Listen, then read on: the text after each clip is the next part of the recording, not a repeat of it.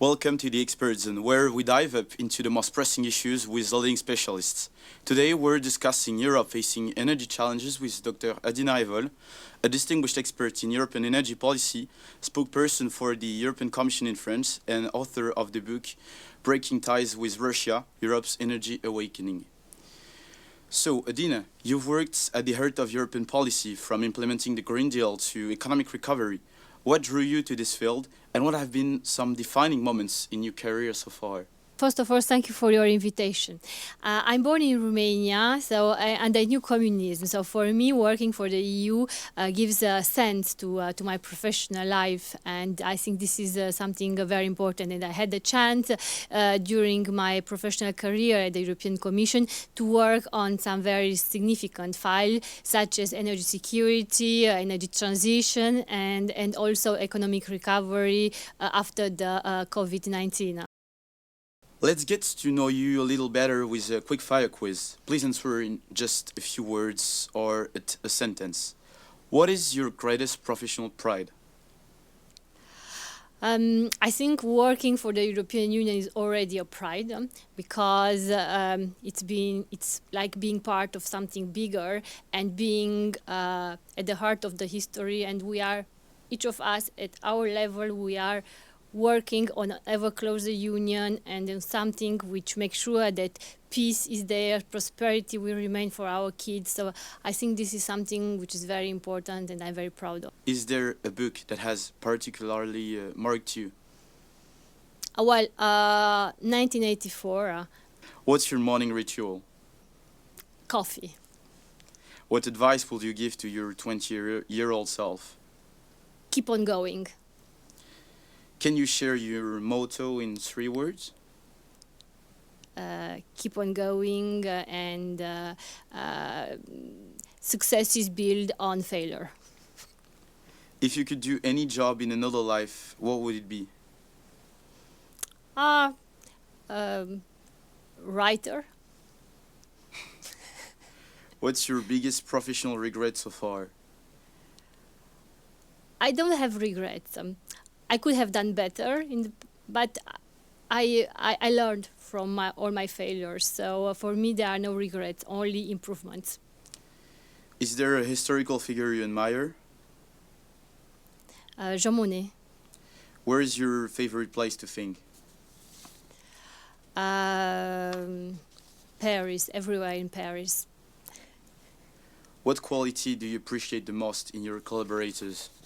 Sincerity. What is your greatest fear as a leader? A lack of courage. How do you define success? Well, as I said, success is not great without failure. What is your daily source of motivation? Europe. What's the most difficult challenge you faced? Difficult question. You know, sometimes you are a bit tired of things you are doing and over again. So you have to self-motivate every day. Okay. If you could change one thing in your career so far, what would it be? I think I wouldn't change because I wouldn't be myself today without all my past history. Now, let's take a step back. Adina, the European Union has always been energy dependent. How has this dependence been built over the decades, and what have been the political and economic consequences? Well, Europe started with energy. We here in Paris with the Treaty on Coal and Steel, and at the end of the Second World War, coal was predominant, but then it was replaced by gas and oil, and all this was imported. It was not produced here in the European Union, and we created issues which we are paying for now because we created in the 70s. In fact, Germany created Willy Brandt, who was a chancellor of the Federal Republic of Germany.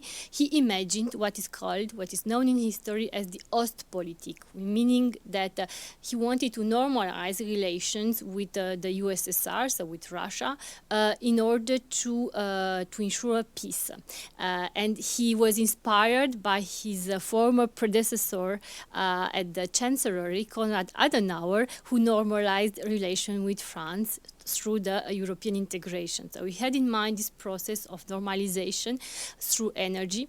And in fact, it was based on a strategic naivety, because we saw in 2022 that Europe became too much dependent on Russian gas, and Vladimir Putin used gas as a geopolitical tool. You closely followed the development of the Green Deal. How does this project fit into a broader historical perspective of the European construction? Well, the Green Deal, in fact, has been widely criticized, but the Green Deal is extremely important for the European integration. Why? Because it's a geopolitical project, first and foremost. It means ending up with all these dependencies that we spoke about, which started in the 70s. So it means that once and for all, we will end with our dependency on gas and on oils. And this is highly important, because Europe cannot be free without having this strategic autonomy on energy. And also, the Green Deal is about industry. It's about mastering the new technologies of the green revolution: hydrogen, electric cars, electric vehicles. Of course, there are still efforts to be done on electric vehicles, but on hydrogen here in Europe, we are starting to master the industry, and we have a big opportunities here in Europe. So the Green Deal is geopolitical, and it's about industry, and this is very important in terms of power, because Europe cannot be a real power without mastering the future technology. We saw with the numerical revolution, we lost it, and we don't have the technology in Europe, and we have to end up with our dependencies on gas and on oil. Thanks for this insight.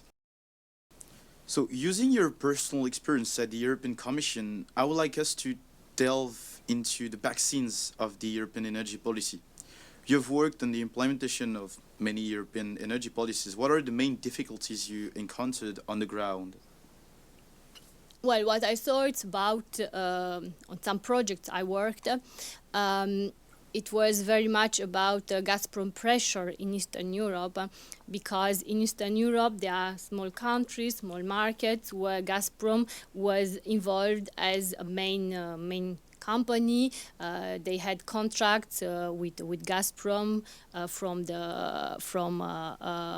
their communist period, so they had long-term contracts, and Gazprom refused to renegotiate these contracts. For instance, in Romania, there was a pipeline which was crossing Romania, so came from Russia, Republic of Moldova, crossing Romanian territory, Bulgaria, Greece, but in Romania, this pipeline was not connected to the European network through the Romanian network, and this goes against the European rules. But Gazprom didn't care about because they had a dominant position and they knew it, and Romania could not negotiate this hers itself. So in the end, everything was solved in 2018 only.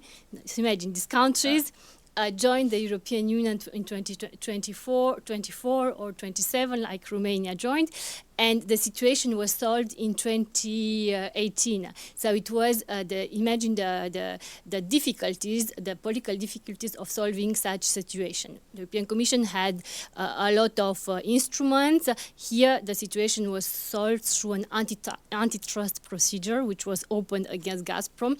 But these are very lengthy procedures because they are legal procedure. You have to have proofs, and in the end, the situation was solved, but only in 2018.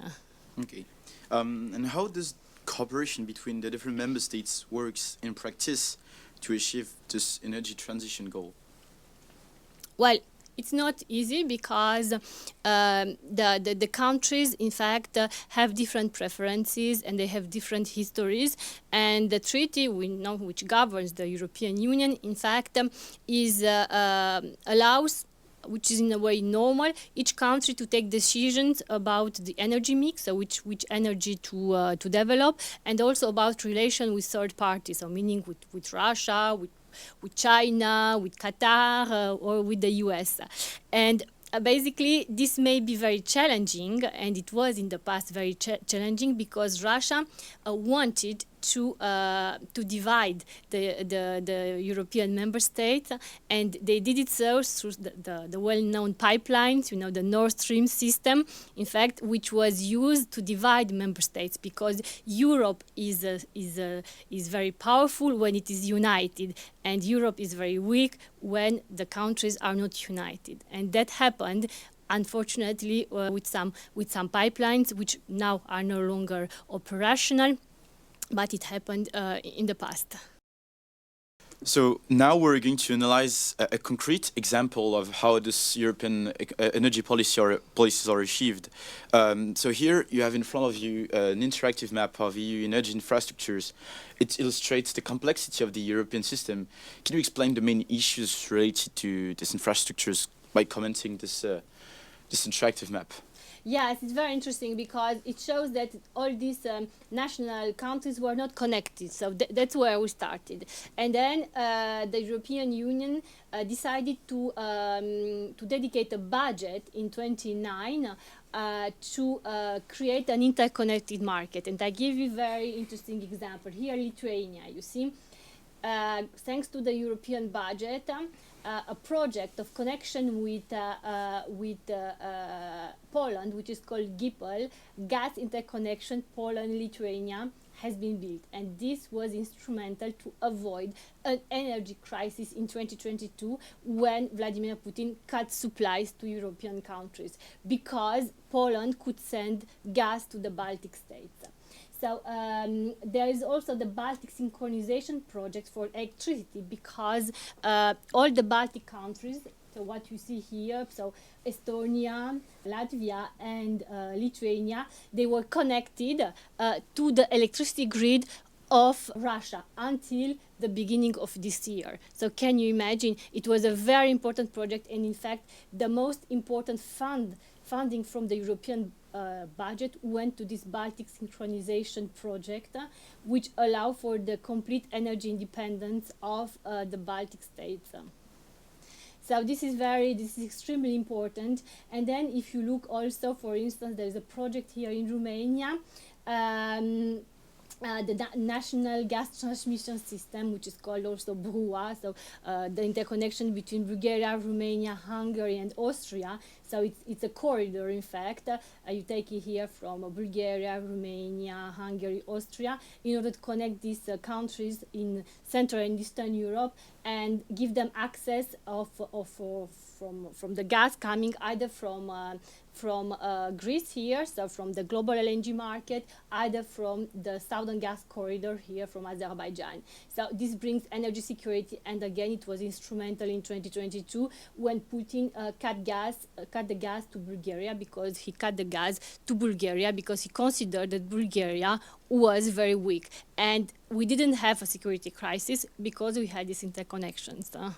Thank you for sharing perspective on this interactive map. So, Adina, you brought your book with you, Rompre, avec la Russie, le réveil énergétique européen. It has sparked many reactions. What is the main message you wanted to convey through this book? Well, the message is that Europe can no longer be dependent on Russian gas, and Europe can no longer be dependent on imported gas. In fact, we need energy sovereignty if we want to be a power, because without being energy autonomous, Europe remain blackmailed, in fact, and this cannot be, because Europe is one of the biggest economic power in the world, But on the other side, in 2022, we saw that Europe can be blackmailed. And of course, this is very paradoxical. So now we have to learn the lessons from this failure, and we need to advance in order to become a real power. Thank you very much, Adina, for your time, for your insightful answers. Thank you very much for the invitation.